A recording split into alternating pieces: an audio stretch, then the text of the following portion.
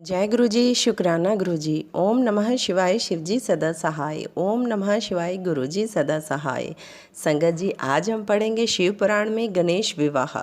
ब्रह्मा जी ने नारद को बताया, हे मुनि श्रेष्ठ, अब गणेश का लालन पालन शिव पार्वती बड़े लाड प्यार से करने लगे। वे कुमार के साथ खेलने कूदने लगे। एक बार शिव पार्वती एकांत में विचार करने लगे कि कुमार कार्तिकेय और गणेश का विवाह कर दिया जाए।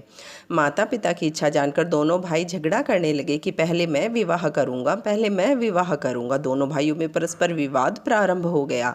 उनका विवाद देखकर शिव पार्वती विचार करने लगे कि यह विवाद किस प्रकार सुलझाया जाए।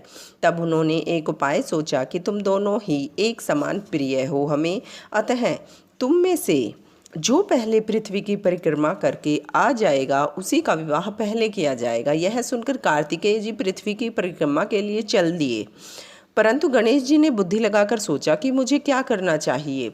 बहुत सोच विचार कर वे माता पिता से बोले, आप दोनों सिंहासन पर विराजमान हो जाइए, मैं आपकी पूजा करना चाहता हूँ। तब शिव पार्वती सिंहासन पर बैठ गए। गणेश जी ने उनकी पूजन करके परिक्रमा की, फिर उनकी स्तुति करके वे बोले, अब आप मेरा विवाह कर दें। शिव जी ने गणेश से पूछा, क्या तुम पृथ्वी की परिक्रमा कर आए? तुम भी शीघ्र परिक्रमा करने जाओ, कुमार तो चले गए हैं।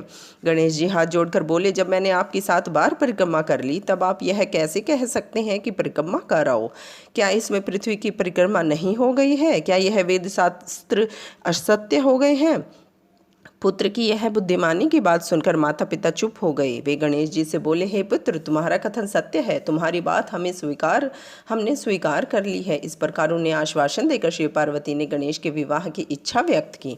इसके पश्चात प्रजापति ने अपनी कन्या सिद्धि बुद्धि के विवाह के लिए शिव जी के पास आकर बातचीत की। शिव जी ने उनका प्रस्ताव स्वीकार करके गणेश का विवाह निश्चित कर दिया। शिव जी के विवाह की तरह ही गणेश जी के विवाह में भी सभी देवता शामिल हुए।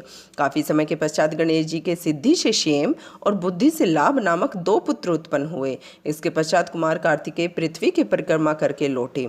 नारद जी ने रास्ते में ही कार्तिकेय को सब समाचार उससे अवगत करा दिया। समाचार जानकर कार्तिकेय के क्रोध की सीमा न रही। वे माता पिता को प्रणाम करने के पश्चात क्रौंच पर्वत पर जाकर तपस्या करने लगे। कुमार के विरह में पार्वती जी को बड़ा भारी दुख हुआ। जय गुरु जी, शुक्राना गुरु जी। ओम नमः शिवाय, शिव जी सदा सहाय।